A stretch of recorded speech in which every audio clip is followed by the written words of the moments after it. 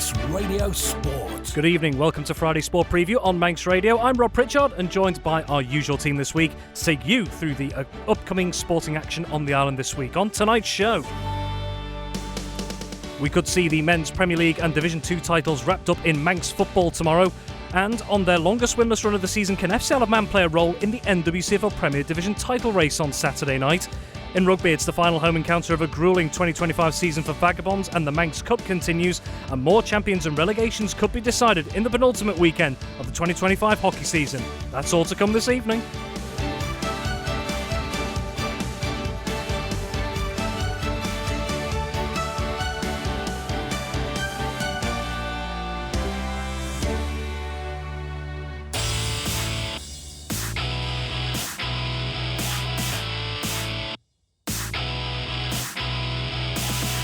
Welcome to Friday Sport Preview on Manx Radio. It is very much getting into crunch time across Manx football, rugby and hockey. The respective seasons coming very much into their closing stages for the teams across the respective competitions, divisions, you name it. And to take a look at the footballing side of things, where things are ramping up across the league at the moment in the final games across the respective tables, is Tony Mepham as always. Tony, very good evening. It's very much the business end of the season right now, isn't it? Certainly is, Rob. A lot of fixtures getting organised now. Plenty of competitions running, so there's an awful lot of football to be played by certain individuals. The good thing is the weather is good. So at the moment, we're clearing some of the rearranged fixtures quite nicely, because that's what we're on tomorrow. And hopefully we're not going to have too many backlogged fixtures to try and squeeze in at nights once the light changes and we get everything sorted out. We'll come on to the schedule in a little bit more generally, but yes, let's turn our attention to this weekend's fixtures. A lot on the line in some of these fixtures indeed. Just a reminder, no football fixtures here on the Isle of Man in the Isle of Man Leagues on Sunday. That is due to it being Mothering Sunday, so no fixtures on this Sunday. But it is a packed schedule on Saturday, I think it's fair to say, of league matches. Let's take a look at the Canada Life Men's Premier League to start with. We've got 4 games there this weekend, all kicking off at 2:30pm. And, I suppose the obvious one, Tony, to be keep an eye out on, is down at Croit Lowy, Russian United versus Foxtel. Now, we're in a bizarre situation. We'll just give a bit of context to start with. So, Peel, who don't have a game this weekend, could win the Canada Life Men's Premier League title if Foxtel, who are down in 9th, don't win tomorrow, or fail to win tomorrow. For those who don't know, Tony, could you just explain why that is? Yeah, basically what it is, Foxtel are 21 points behind Peel, but Peel have played 22 games, as where Foxtel have only played 17. In this league, they play 24. So if you do your maths, you can just see it's still possible now, because if Foxtel were to win all their games that are remaining, and that's from 17 to obviously 24, 7, that's 21. So that will put them on 50 points, the same as Peel are at the moment. But obviously the goal difference between Peel and Foxtel is very large indeed. So there would have to be a lot of goals scored. But at the moment, mathematically, Peel haven't won it, but are nearly there. And pretty certain Foxtel tomorrow will be looking to hope to continue that run, because next week we've got Hospital Cup games, and then the week after that, then we might be able to get something in to sort it out. But at the moment, it's all for Foxtel to play for. Indeed. This is also bearing in mind as well that Peel would have to lose their remaining 2 games as well of Correct. the season. They don't have a game this weekend. But, Tony, that game of between Russian United and Foxtel, this is a repeat of that thrilling ECAP FA Cup semi-final last weekend, where Foxtel fought back from 3-0 down in regular time to draw at 3-3 into extra time and won on penalties. I think if spectators get anything like that this weekend, they could be in for another treat. Yeah, and I just don't know what went wrong, because Russian were sort of leading, and it was just so comfortable for them, but it just all went horribly wrong for them and started to concede the goals, and that was a bit of a sucker punch right towards the end of the game, where they conceded that penalty, and then into the story that unfolded then to try and get a result out of it, and it's Foxtel that go through, so congratulations to them. But Russian will be looking to get this one right, because I think they've had a great run since Christmas, Russian have. And Andrew Moody must be so chuffed with the way the players have stepped up. There's some young players who have come in and held their own, and older players who have sort of been able to bond together with the younger players and make it really difficult to break them down. And I think that's going to be Foxtel's case tomorrow. I just think it'll be too difficult for them them to beat Russian, and I think Russian will take the 3. And elsewhere, up at Glen Road, we're going to see Laxey taking on the defending champions Ayr United, who are down in 4th at the moment, Tony, and out of the title race as it stands. Where has it not quite worked out for Ayr United so far this season? I think I've asked this on a couple of occasions. Yeah, I think it was just after New Year. I think Ayr United lost a couple of important games, and I think one was Corinthians, one was Union Mills, and it just sort of went against them. But I watched them last week, and they showed some great character because they were leading, and then they were sort of under pressure from Union Mills all over the place. But they just seemed to be able to cope with it. The team is not what you would have expected at the start of the season, but Nick Hurt has done a really good job in bringing players in and giving them the confidence to play against a group of better players, because it's certainly last week in that extra time they really pushed for it, and they got it in the end. But there's no doubt about it. I said the big problem is for Ayr United is just keeping everyone fit, and the big problem for Laxey is having people available, and they brought some real good young players in. They drew with Corinthians recently, and when I looked at the team sheet, wow, there's some really young players in their 16, 17 years of age. Against Ayr United, Laxey always like to sort of have a real good battle with them, but I think they're going to struggle a little bit to deal with. Certainly Sean Kelly's one of them, and Jamie Callister and the likes at the back are keeping things solid. Elsewhere, and they may be out of the title race, but second-placed Corinthians are having a very positive season at the moment, 6 points behind Peel with just the one game remaining. They travelled to a Ramsey side who hit 6 last weekend to relegate St George's. Yeah, and I think in this one, the two teams always have a really good battle, and it's a great venue to play at Balaclone. I used to love playing down there, and I'm sure the younger players, it's some of theirs maybe second or third experience of playing down there, and it really does generate a good atmosphere. There's always a good crowd sitting on the steps behind, and at the moment you're looking at Corinthians, who are second on 44, and then you've got Ramsey, who are 6th on 34, but Ramsey are quite capable of winning this game, and I've seen the team news from Corinthians. So defensively it's the usual suspects, midfield is the same again, and then up front they've got the boys that can score the goals, and certainly they'll be looking to do that, and I'm going to go for Corinthians to take victory. And the fourth game in the Canada Life Men's Premier League comes between St John's United and Union Mills. Two teams, just 1 point separates them. Union Mills in 10th on 29 points. St John's have been 8th on 30, and still with a couple of games in hand as well. Yeah, they have, and St John's will be happy enough with this one because they've got a lot of quality back in there. I know Callum Taggart's returned. They've also got Dean Leese on that right-hand side. Luke Murray played for the combination last week and had a really good game. So when you've got those players running at you, it can be so difficult. Spoke to Ryan Kelly last night, the manager of Union Mills, absolutely gutted in losing that game against Ayr. But as I said to Ryan, you're knocking on the door now, and just look at where you are in the league. Okay, you might be 10th, but look at your performances against the top sides, and you're not far away. And I think they've just got to keep pushing. The improvement in that team, I think, from the start of the season when I watched them to now is incredible. I think the players and the management have done an absolute great job, and this is going to be a real ding-dong battle. If the boys Nathan Yates and Owen Quayle can stay solid at the back, contain that forward line of St John's, then they're in with a chance. It's going to be a big, big ask. I'm going for a draw.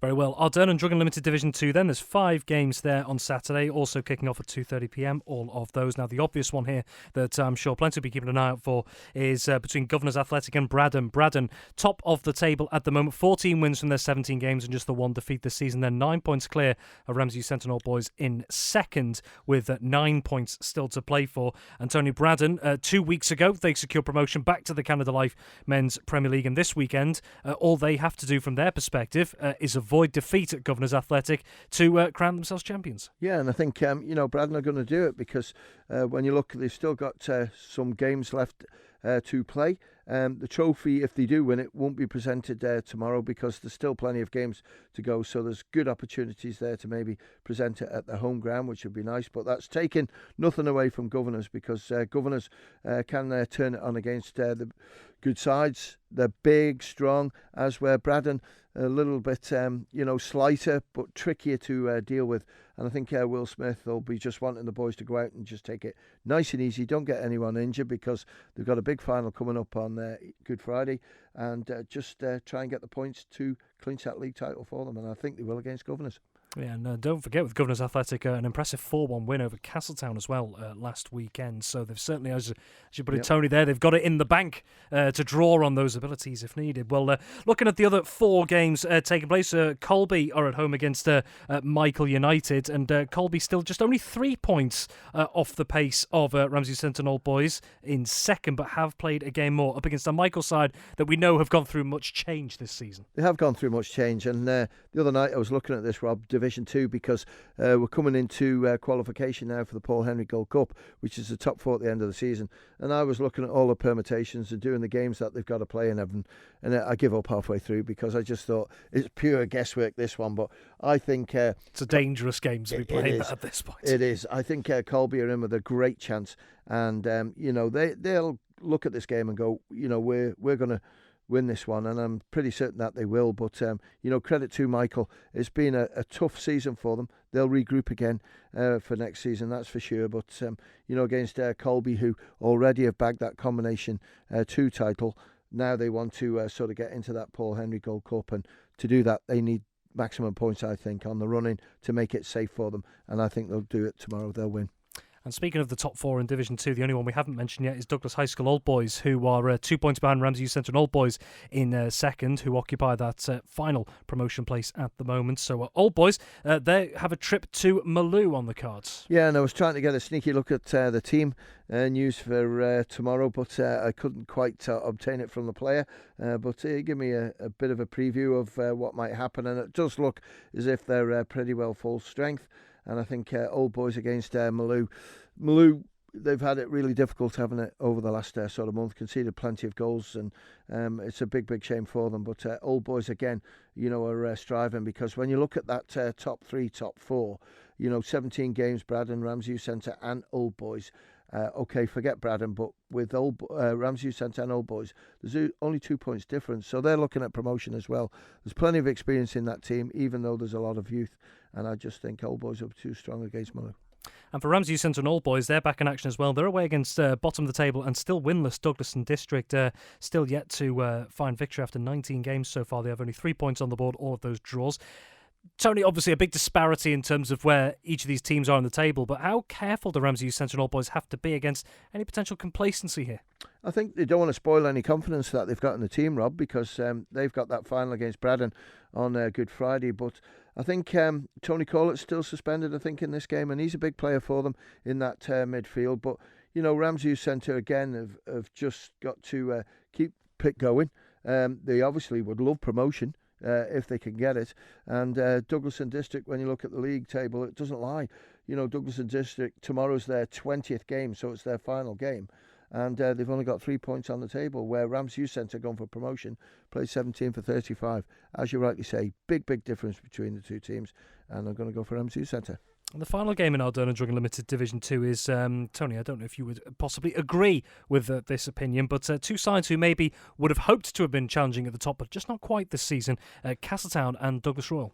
I think Castletown maybe, because they had a strong enough team, but I think they knew on paper that they're going to lose 1 or 2 players during the season to commitments elsewhere, so that's not helped Gary Sainsbury. But Douglas Royal, I think Douglas Royal, to be fair, I know the 7th, have really recovered well, because you've got to remember that they took voluntary relegation to go into Division 2. And they've had some really good performances. And again, some players have come in, Jordan Cowan, one of them, good goal scorer. So against Castletown, I think it's a big game as well for Castletown, because when you look at them, they're sat in 5th at the moment. They've played a game less than Colby, but they would love to try and get the points to see if they can get into the Paul Henry and try and win some silverware. So I think that could be the carrot for Castletown to get the victory. Indeed, and when you mentioned Douglas Royal there, another team that's undergone significant change in a different sort of way throughout this season. Let's take a look at the combination leagues, because there is one game that stands out very much straight away in the 3 games in Canada Life Combination 1 this weekend, and it is between the top 2, Onken versus Russian United. Onken, 49 points after 19 games. Russian United, 20 games, 49 points as well, and only trailing Onken by goal difference. And I haven't played a game more, Tony. This could be huge in the Combination 1 title race. It's absolutely massive. And, when you look at still games to come up, there's a big twist and turn to come from somewhere. I think Russian sort of put themselves under a little bit of pressure when they dropped points recently where they drew one of the games. And this is the game I'm going to cover tomorrow afternoon at the stadium. And I think, at the moment, it's so difficult to try and sort of split them up because, goal difference-wise, Onchan are well and truly clear. When you look at that recent result against Laxey where they scored 13, and in it I noticed Darren Hudson sneaked in for an appearance and bagged 5 of them. So they've got good players in there. And I look at Russian, they've got a lot of quality in there as well. I noticed Jordan Watson's in there, Tony Harris, the goalkeeper as well. So Russian have got the experience there, and they're always sort of knocking around, aren't they, when the silverware to be handed out in combination 1. Carl McGee, it's going to be a big week for him possibly. We'll wait and see, and hopefully Kyle will get a game in tomorrow. Tessa might just let him play because, they're hopefully shortly be parents, not too long anyway. We're waiting in anticipation, but this is a big, big game, and I'm really looking forward to just see how good these two teams are because I've heard great reports about the performances in combination 1 this season, and this one doesn't get any bigger, does it? First against second. Indeed, the other 2 games we mustn't forget as well. Foxdale, they'll be at home against defending Combi 1 champions Ramsey, who are 5 points behind Onchan and Russian, incidentally. And also Union Mills will host St John's United. Yeah, I'm going to go St John's to win against Union Mills. When you look recently, I think, 3 games out of the last 5, Union Mills have struggled to get players out just due to people being away and injuries and everything else, so it hasn't helped them. But St John's last week, what a victory that was, wasn't it, against Ramsey, where they beat them 4-0. And with people like Liam Sale back now, make them stronger. Okay, they're not going to have people like Luke Murray playing for them, but they're still a strong outfit and be looking for a good Junior Cup run. But sort of Ramsey against Foxdale, you've got to go for Ramsey to win that one, because if there is anything that can help them between Onchan and Russian, and it happens, then it helps them big time. They do have a game in hand against Russian, but it's Onchan above them, 5 points clear, same games. That's the problem for them. And last but certainly not least, on Saturday, 3 games in Ardern and Druggan Limited, combination 2, as Tony alluded to earlier as well. Colby already crowned champions there. They were actually presented with the trophy last week in their game against Douglas and District. Nevertheless, 3 more games still to come this weekend in combination 2. Douglas High School Old Boys are at home against Braddon. Port-e-Chee United will host Ramsey Centre and Old Boys, and Douglas Royal will take on Douglas and District. Yeah, Old Boys against Braddon. I'm going to go for Old Boys to win that one. I think Braddon of late have just slipped off the accelerator a little bit, so that's why I'm going to go for Old Boys. Port-e-Chee United against Ramsey Centre. Ramsey Centre, second place in the league. There are 3 games to go before they complete their league, and if they can get them, that'll put them on 48, I think it was. So it's a good points tally for them. And the other one, Douglas Royal against Douglas and District. I'm going to go for Douglas and District to win this. Just purely, I think Douglas Royal might be short 1 or 2 players today. I should say tomorrow. Well, those are your fixtures coming up on Saturday. Tony, just very generally, actually, is one thing we were just about to start discussing before we came on air this evening, is one thing that you have to consider now going into these next couple of months is the possibility of nighttime fixtures, where with the light getting better and hopefully the weather more generally improving as well. Where do we stand on night games at the moment? Yeah, we've the night games first set are out for the 15th, 16th of April. So it's a couple of weeks, because we know when you look at it now, I looked at the darkness last night, Rob, it was about 6:30. So it's going to be 7:30 before, it's too dodgy. It'll be too dark. So we'll give it a couple of weeks, because you're supposed to get 15 minutes per week. So there's 2 premierships, and I think it's 2 combies games on as well on that first week. Then we've got the Cal Cup that'll start. Now the Cal Cup, we're working on that at the moment, because we've had a look at the rearranged fixture amount we've got to play. It's not a panic situation like we normally have. So 1 or 2 clubs have asked, could we maybe look at going back into a league format instead of a cup competition? From what I gather, there's 16 teams entered, so that would fit nicely. So we've got 4-4s in group, so they'd have at least 3 games. So we're just looking at that now. We're going to send an email out to the clubs just to see their thoughts on it, because we are mindful of the players' education, because a lot of these players are sort of under 18 who are playing this, and they've got exams and that. So we just want to get their feedback, and then we'll make a decision, but it's something in the pipeline. Manx Radio Sport. Moving on, and still trying to end their longest winless streak of the season, FC Isle of Man could end up playing a role in the NWCFL Premier Division title race this weekend. Well, on the hunt for their first win in 8, the Ravens welcome high-flying Lower Breck, who sits second in the standings and just 3 points behind leaders Bury going into Saturday's latest fixtures.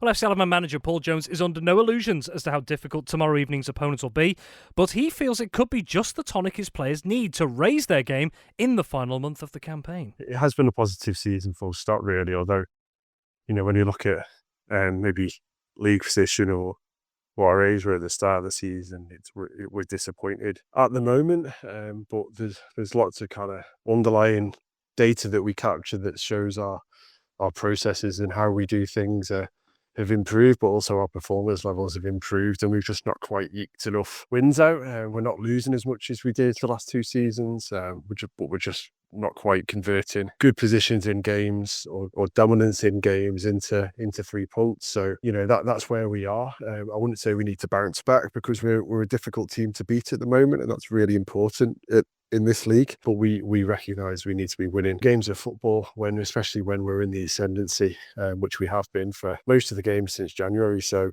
yeah, these next kind of 4 games, starting on Saturday against one of the hardest opponents there is in the league, are important to learn how to win again. It's a skill. It's something that comes with experience and practice, and it's important that we do what we need to do in games of football to get 3 points as often as possible. And we've got 4 more games this season to keep kind of learning and developing and making sure that we learn how to get over the line in games that we're dominating, but also in games where maybe we've got our backs against the wall a little bit. So winning's important. It's not something that just happens. Lower Breck, one of the teams fighting for not just promotion but the league title against Bury. How good would it feel to come away this weekend with a win against one of the top teams? Anyone's a good win in this division. Everybody, as we've seen, everyone can beat everybody. So, but Breck are a really good side. We struggled in the first half against them away from home, but I thought we were the better team in the second half and didn't quite get something out of the game when we could have done. And winning, breeds a little bit of confidence or more confidence in the group, doesn't it? And, I think everyone knows we're in a really good place, but a few wins before the season ends would be really helpful to everybody. So it'll be a big test on Saturday, but I think it's come at quite a good time. It really makes us concentrate over the full 90 minutes. It will really kind of make sure we're right at our best in order to give them a tough game, and that's probably what we need at the moment, just to kind of keep ourselves going. So yeah, I'm sure it'll do everybody good, but if you just look at kind of results, then you maybe don't realise just how much the group has improved, and we've got to do both. We've got to keep looking at how we're improving and know that we are, and recognise that and get confidence from that. But ultimately we're judged on how many games we win and where we are in the league, and although we know things are going in a good place, we'll win on Saturday against one of the top teams in the league, like does everybody the world of good. But that's no mean feat, really. So it'll be a really difficult game, but one that we're really looking forward to. Do you think your side has been a bit unlucky with the competitiveness of the league this season? Do you think that the league is as strong as it perhaps has been? We think the league is getting more competitive every season. I think, when you look how the points are distributed across, lots of teams, it's a lot closer. And yeah, Breck and Bury got lots of points this season, but, everybody else is pretty close together. And I wouldn't say we've been unlucky. I think, we put ourselves in positions in games. When we lose, we tend to only lose by an odd goal. And we've maybe not been on the side we want to on some decisions, or, our finishing hasn't been what it could be. And we've conceded sloppy goals, really. So I wouldn't say we've been unlucky. I think, they're probably disappointing looking back at this season that our destiny is in our hands and we're more than good enough to be in those playoff places comfortably. But we're not. And a lot of that is down to us and not being quite where we need to be in key moments in games at both areas of the pitch. But, in terms of, I think, the league is a much stronger league. There's much better teams, more better teams than there were last season. And so I think, in that context, we've had a good season. FC Alabama manager Paul Jones ahead of his side's home tie in the NWCFL Premier Division against title contenders Lower Breck tomorrow night. And if you're not heading down to the bowl in person, as always, we at Manx Radio have got you covered. Myself and Tony Mepham bringing you full live match commentary on Manx Radio, DAB and AM 1368 from 6 o'clock tomorrow night. Love to have you along as always. Well, Tony, I'll just bring you back briefly on this one as well. So FC Alabama, it's their longest winless run of the campaign. As we know, no win in 7, but as Paul Jones has pointed out there, they are still picking up points in that time. What, in your opinion, is maybe stopping them from getting over the line, getting maximum points from the 90 minutes?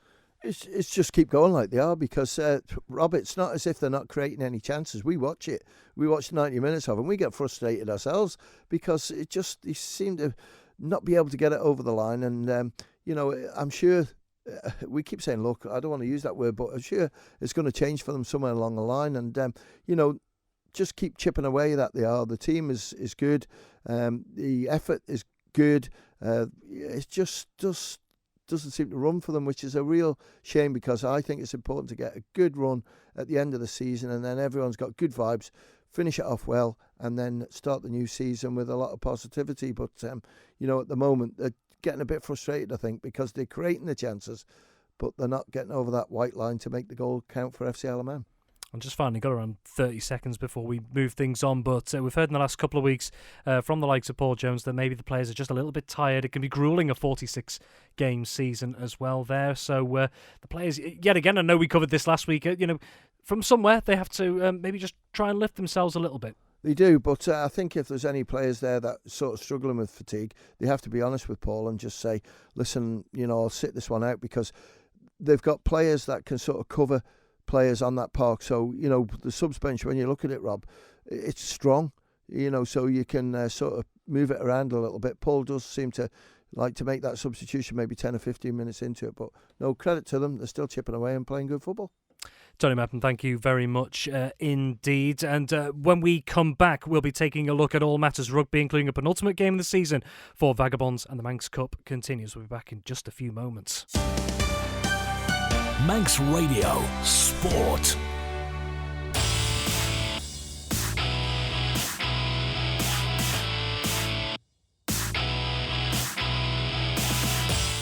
Welcome back to Friday Sport Preview on Manx Radio. We're turning our attention to rugby, and we have a double helping of Manx sporting action when it comes to rugby this weekend on the Isle of Man. We're going to start with what is happening in the English Club Championships because Vagabonds, after what has been a grueling 24-25 season so far, are coming towards the end of this campaign in Counties 3, ADM, Lancashire, Cheshire. Elsewhere, the Manx Cup will also be continuing in the island capital. To go through everything as usual, it's our rugby correspondent Dave Christian. Dave, we'll turn first of all to Vagabonds. I think it's fair to say it's been a tough old season for them so far. Just the 3 wins from 20 games so far, 2 games to go, and one of those this weekend, the final home game of the current season at Ballafletcher.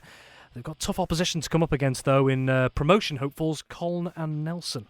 Yeah, it's odd this one, Rob, because I've been focusing on the top end of the table just to try and keep tabs on who could or couldn't do what. And Colne and Nelson were sitting back in 5th place, and they kind of passed me by. And I was catching up on Tuesday night, and I just noticed there's a reason that we're in 4th or 5th position. They've played 2 or 3 games less than everybody else.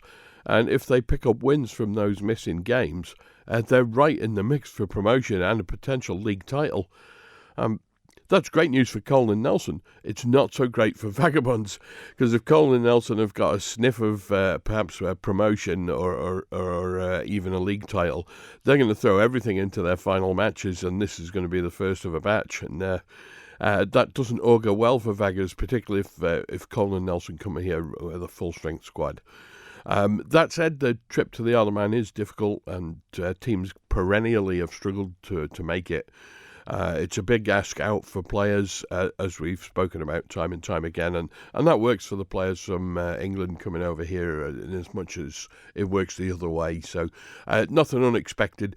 We'll have to wait and see what Colne and Nelson bring. I'll be doing some team analysis tomorrow morning, I think, and that's when they normally get published through the RFU restricted access site, which I have access to, so I can have a little sniff around in there and see what's happening, and then compare the team sheets against previous weeks. That's how it all works behind the scenes. Vagabonds, no team news from them yet either. I'm hopeful that because the game's at home, they're going to get some of the players who struggle to travel. So Tom Gascoigne would be at the top of my shopping list. He gives them a different dimension whenever he plays. And they've had some bit part players as well come in from other clubs, which they're allowed to do under the new relaxed rules. They can bring in players, provided they're not from above, I think, level 8 in the rugby pyramid. So they can pick up a couple of the better local players who are interested in having a little league tryout. So we've seen Harry Goodwin and Ed Knight from Western Vikings. And I think also we might have seen Harvey Collister off the top of my head. There's a couple of other players been flirting around with them as well. So they're able to do that if the other players are willing to play. Western Vikings don't have anything scheduled, so that could be okay for Ed and Harry and perhaps Harvey Collister, but anybody who'd had a little dabble from Southern Nomads won't be, because we've had to shoehorn the Manx Cup into the end of season fixtures, and that'll restrict anybody from Nomads going up to have a little trundle out for Vagabonds to help them out. So they've got 2 games left, this one, and then next week the rather daunting task of going to also promotion chasing De La Salle. And it's interesting that we're seeing De La Salle in this division now, because it wasn't that long ago I was at Port-e-Chee watching Douglas and De La Salle having a playoff game at end of season to decide who got promotion into the league Douglas are in. De La Salle haven't kicked on as well as Douglas. Douglas are still in that league now. De La Salle have slid down 3 or 4 divisions and now back at what's the entry level. There may be league. some signs of life now that they're heading back in the right direction. Yeah, I mean, it's difficult to say. It's easy for me to sit here and say that they're in the bottom league. We know from the start of the season, the bottom league, this one was oversubscribed, and there were some teams in there that should really have been in the division above, and that's cost the Northern Division Organising Committee, because Old Bedion's pulled out of the league altogether, and Blackpool, despite being in, took one look at the fixture list and said we're not bothering, and they didn't play any games at all. So it's a mixed bag. Geographical convenience is always balanced against whether or not you're going to have huge mismatches, and we have seen some huge mismatches in this league. And Oral as well have had handed out 3 walkovers, I think. So that's disappointing to see, but again, Oral have got what Oral have got, and clearly when they come up against some of the bigger sides, they're not so keen. And elsewhere this weekend, Manx Cup action returns. Southern Nomads, who suffered defeat to Ramsey last weekend at the Morag Park, they travel to what will probably be on paper, you would imagine, Dave, the favourites in this competition, the highest ranked side on the island in Douglas. Port-e-Chee, 1:30pm kickoff tomorrow. Yeah, indeed. It's difficult to see past Douglas for a Manx Cup winner this year. You say favourites, I would say overwhelming, nailed-on favourites probably. However, that said, everybody likes to benchmark themselves against the best, and Douglas are the best locally, so it's going to give Southern Nomads, Douglas, Southern Nomads, Ramsey and Vagabonds an opportunity to see how they're faring up against level 6 opposition. I think if Douglas got much higher, we might not see them competing, because we start to have worries about player safety at that stage. The intensity that the game's played at level 6 is very, very different from what we see at domestic level. So that's an interesting conundrum for the Cup organisers going forward. But this week, it should be straightforward. Nomads had a cracking battle with Ramsey last week. It was a pleasure to watch. Nobody held anything back out there. You could hear the force and the impact noises of the collisions from the touchline. It was brilliant stuff to watch. I saw in your report from last week as well that even though Southern Nomads did suffer defeat, you did pick out a couple of positive performances in there last week. Yeah. They were feisty as well. It was quite a lively game. Like I said, pleasure to watch. And obviously I'm a Ramsey man, but my side won, so that made it probably a little bit sweeter for me. But it really was a great game to see. How they'll measure up against Douglas is a different question. The debate, I think, outside of the game amongst the touchlines is Douglas clearly take this competition at any time they want it. But are they going to do right by the locals with some of their team selections? And the team selection or team list is out. I'll allow you to go through it in full. But I'm seeing Connor Garland and Rich Bell coming into the front row. Yes, they've both played in the league this season, but not really that much. I see Adam Convig coming into the back row. He's not had much game time, and neither has Wilf Hewson. Shea Waterworth maybe in the back lines, not seen too much game time. Brendan Kelly's going to get a start at scrum half. He's not had that much game time. And Craig Martin's there at fullback. Excuse me. And even then on the bench, they've got Rob Todd, Aaron Mason, Neil Killier and Mark Shortland. And Mark Shortland must be the thick end of 50. So it looks like Douglas are... I'm not going to say playing fair. It's not about playing fair, but they're recognising that they are so superior to everybody else domestically that they're not weakening their side, I don't think, but they've got to allow some of the fringe players to get some game time and not be too much focused on winning, because sometimes it's not all about winning, and these games are great benchmarks for the likes of Nomads, Ramsey and Vagabonds. Indeed. Well, let's take you through that Douglas squad from Phil Kringle for this weekend's tie against Southern Nomads in the Manx Cup at Port-e-Chee. So the starting 15, numbers 1 to 15 in order, are Connor Garland, Gihard Vazagi, Richard Bell, Sean Garland, the captain, Blake Snell, Wilf Hewson, Adam Kinvig, Blake Everson, Brendan Kelly, Nathan Robson, Callum Dentith, James Ross, Shea Waterworth, Carl Martin and Craig Martin. And the others in the squad are Owen Carvin, Robert Todd, Aaron Mason, Mark Oldfield, Niall Killier, Harry Hewson and Mark Shortland as well. And Dave, just very quickly, I don't know if we've had any team news from the Southern Nomads camp. No, nothing from Nomads just yet, but I'm sure they'll want to give it their all. And the two players they missed last week were the halfbacks, George Collister and Mark Young. If they can get those boys back, they'll give Douglas a battle for a little bit at least. And just very quickly, Dave, got about 2 minutes here, but just turning back to the local competitions, of which we do have this weekend with the Manx Cup. We had a combined Manx Cup and Manx Shield tie last weekend as well. It's one thing that you've said has been a challenge in the sports, not just here in Ireland, but elsewhere with some of these competitions and getting teams out. How has it looked generally this season, in your opinion? It's very difficult. It's great that Douglas Vagabonds and Vagabonds ladies have been playing in the English Clubs Championship and getting regular competition. Domestically, however, it's not working out so well for Ramsey, Southern Nomads, Western Vikings, and potentially Castletown as well. The locals, you're looking for probably 20 games a season would be a good benchmark. Anything more than that's a little bit of a bonus. I know Ramsey have had 12 so far to date. Southern Nomads won't be much more. And Ramsey have played Southern Nomads, I think, 5 times in that 12. So you get a little bit of over-familiarity there, and that doesn't make for good long-term reading. We're grateful, though, because we've got those under-15s, under-16s junior fixtures this weekend, visiting sides from Wilmslow and Sale. That's going to be great because those kids coming through the ranks when they hit senior age level, there should be a little bit of a tide, not a dam burst, but a slow rising tide that maybe just help plug the gaps and allow the likes of Nomads, Douglas, Vagabonds and Ramsey to expand again, start running 2 teams, and that'll provide a meaningful local fixture list.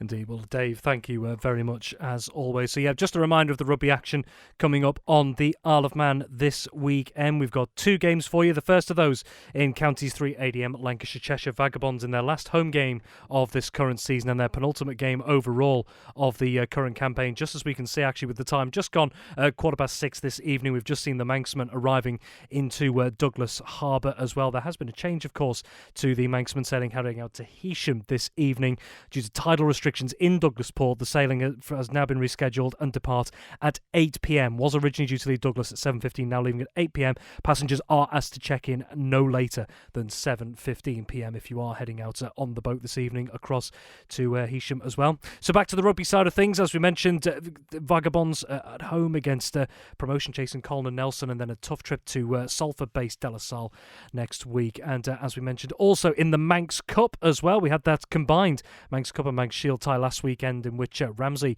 emerged victorious up against Southern Nomads. But now in the eyes of Dave Christian, the Favourites on paper, Douglas entering the competition up against the Southern Nomads side, who, as Dave mentioned before, had some real positives up against Ramsey despite defeat last weekend. So Southern Nomads, they'll be heading to Port-e-Chee, a 1:30pm kickoff along against Douglas this weekend. We are going to be taking a look at the hockey side of things coming up next. We are in the penultimate week of the Isle of Man men's and ladies campaigns for 2025. We saw a couple of titles decided last weekend. A great weekend for Castletown Hockey Club. The Castletown Ladies A won the Ladies Premier League title, and on the same day, Castletown Ladies B claimed the Women's Division 1 title. But 4 bits of silverware still up for grabs in the league, including the Men's Premier League title. Will we see that decided this weekend, or could it go to the final day between the two main protagonists? We're going to find out more about this weekend's fixtures that are coming up across the divisions. We'll be back in just a few moments. Manx Radio Sport.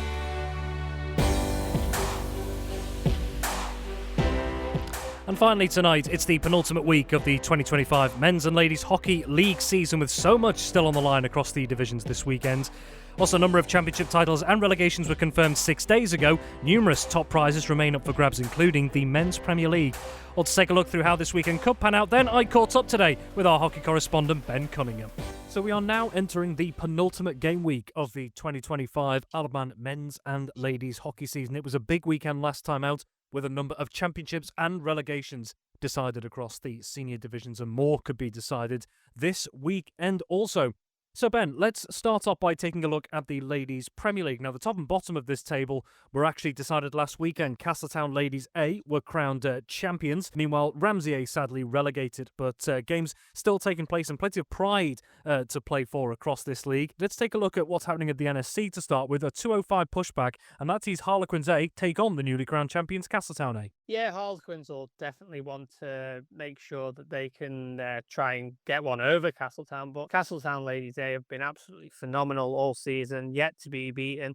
Okay, they drew last weekend, but they still keep their unbeaten run going. It's going to be a tough ask against the Castletown side, who, as we've been saying, Rob, have not conceded many goals this season. Castletown's nearest challengers, Valkyries A and Vikings A, second and third respectively, both on 10 points. They meet at 12:35 at QE2 tomorrow. Yeah, that's going to be a real close battle, that one. Valkyries obviously will definitely want to look at getting that runners-up spot. As for Vikings, a mixed bag of a season really for them. A few good results, but then a few results that they've thought that they probably could have won. It's going to be a very close game, though, I think. And the other game in the Ladies Premier League this weekend, 12:35 up north at Ramsey Grammar School, is the meeting of the bottom two sides.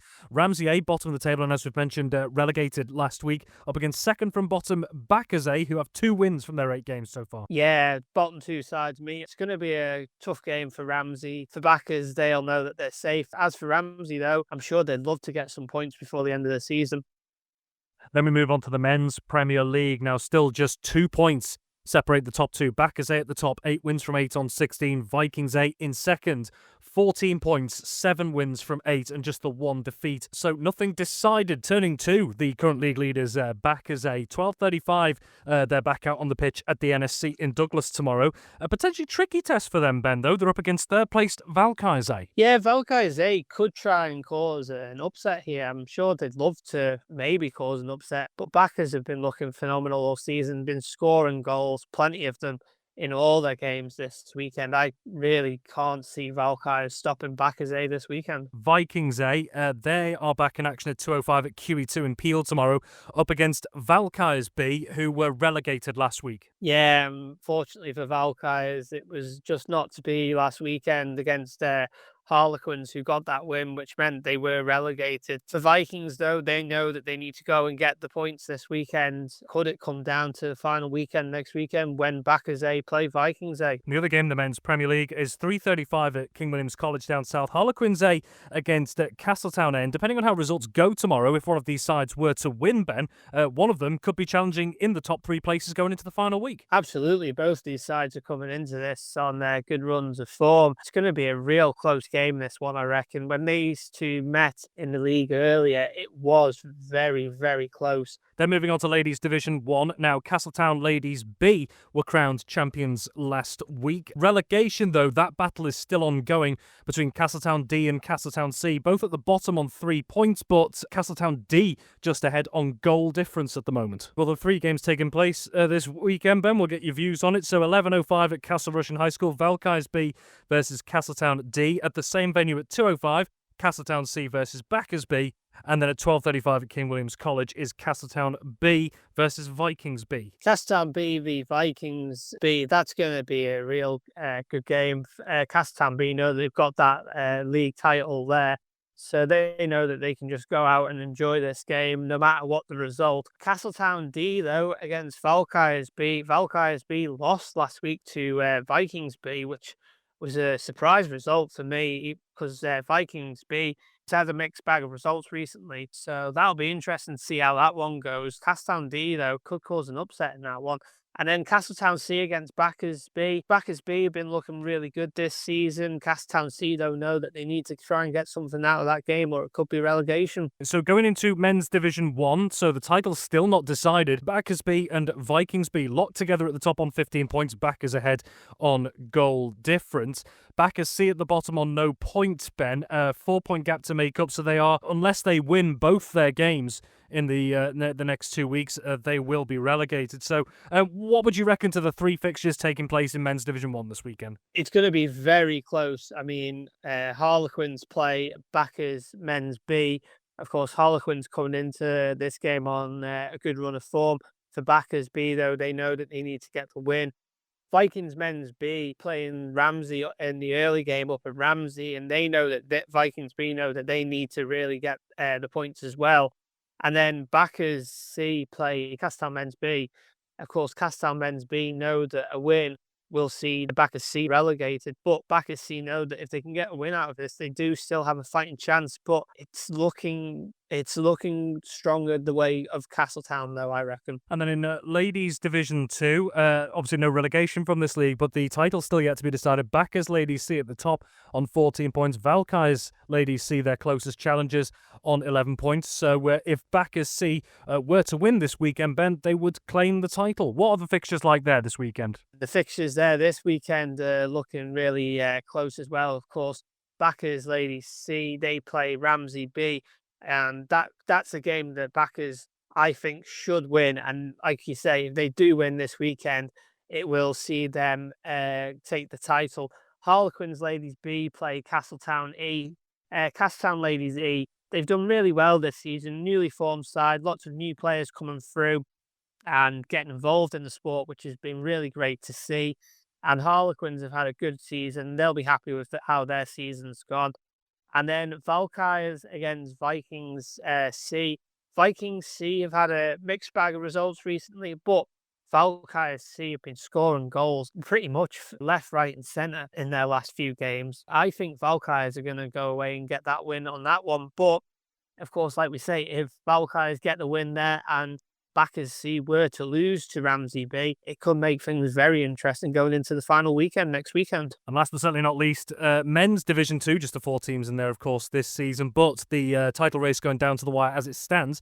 Valkyries C top on 13 points, second Vikings C on 12, just the 1 point between them. Ben, just take us through the 2 fixtures this weekend. There was due to be 2 fixtures in this league, Rob, and unfortunately we've had word that the Backers Colts against Valkyries C game has been called off. That's been given as a walkover to Valkyries Men's C. Unfortunately, Backers Colts are just unable to field the team this weekend. So just the 1 game in this league, and that's Castletown C against Vikings C. Vikings C, of course, like you say, no, they need to try and get maximum points from this game. But when these 2 sides met in the league a couple of weeks ago, it was only just a goal that separated the 2 sides. Could it be the same again this weekend? We'll wait and see. Ben Cunningham, our hockey correspondent there. That's about all we have time for on Friday Sport Preview this week. Many thanks to our usual guests. Just a little bit of information if you're out and about at the moment, just before we wrap things up. We are receiving unconfirmed reports of a potential road traffic collision on the main road at Annika. We're being told it involves a bus and that there are multiple emergency service vehicles at the scene. There's been no official word yet from police, but it is understood that drivers are being turned away from the area. So until further notice, it is probably best to avoid the area if possible. Well, thank you very much for joining us this evening. Have a wonderful Friday, whatever you're doing, and have yourself a wonderful weekend as well. But from me and the team, until next time, it is bye for now. Manx Radio Sport.